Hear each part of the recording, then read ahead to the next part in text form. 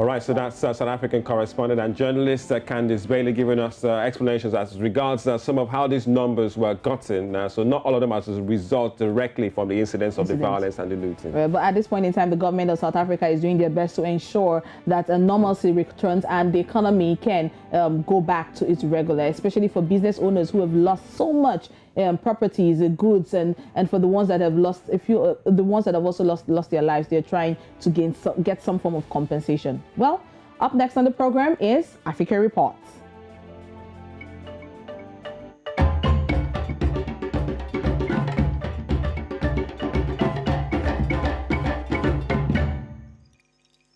We have joining us this morning live for African Reports all the way from Zimbabwe, our Zimbabwean correspondent, Lala. Welcome to Breakfast Central, Lala. What's the latest from Zimbabwe?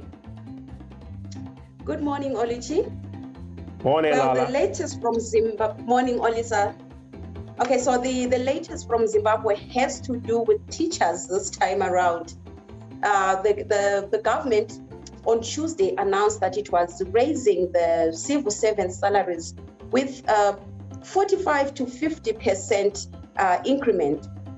However, the teachers are not happy. They are saying this increment is literally a joke because it will still put them below the poverty datum line in the country, and they are calling for the government to take them back to the 550 United States dollars that they used to receive before October 2018. Sorry. All right, Lala. So for the teachers, where do they go from here? Is there any sticking point that they might walk away with a good deal, no matter what happens in terms of the government's decision? Sorry, I didn't get that. For the teachers, where do they go from here? Is there like a sticking point that they can take away despite the government's decision right now? Okay, so basically, what the teachers are saying is that if their salaries are not reverted back to the October 2018, which was they used to receive 580 United States dollars, they are not going back to school. They are threatening not to go back when schools open. And this basically will affect the children that have spent long periods without going to school. And because of COVID-19, of course, and right now as we speak, the schools are still closed and they are yet to come up with a date of when schools are opening. So if schools are to open and the teachers are still not happy with the salaries that have been given by their employer, then that will mean a disaster for the children. Right. Lala, now looking at the welfare for teachers, I mean, is there any plan by the government to put in place certain procedures, especially during this period of COVID? I mean, we know that when schools resume over here in Nigeria, a lot of implementations and precautions have been put in place to ensure that these children do not get infected, especially with the Delta variant.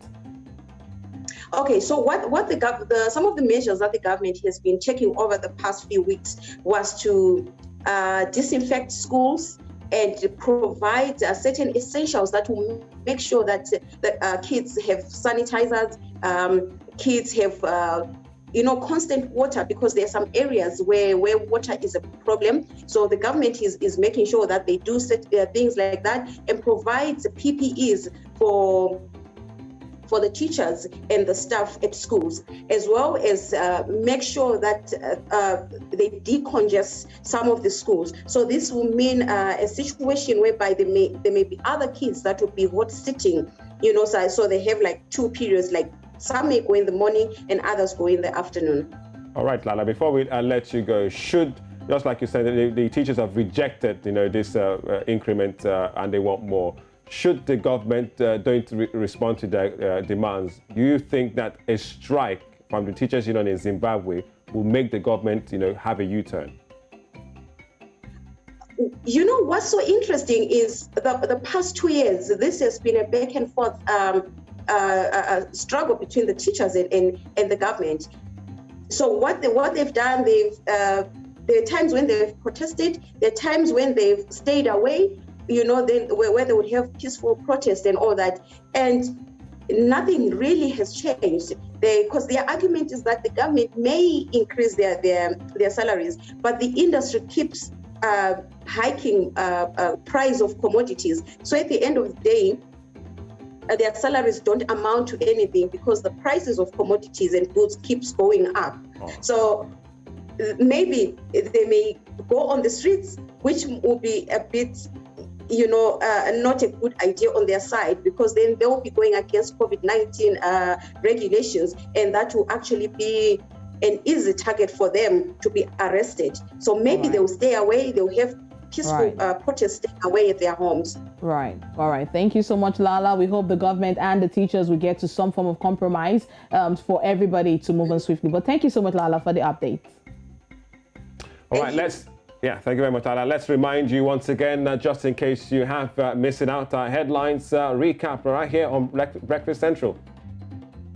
We looked at the Sunday Igboho court hearing, which continues today. And we spoke about South Africa unrest as death toll rises to 337. Also, we looked at the front pages from Nigeria to Kenya to Tanzania.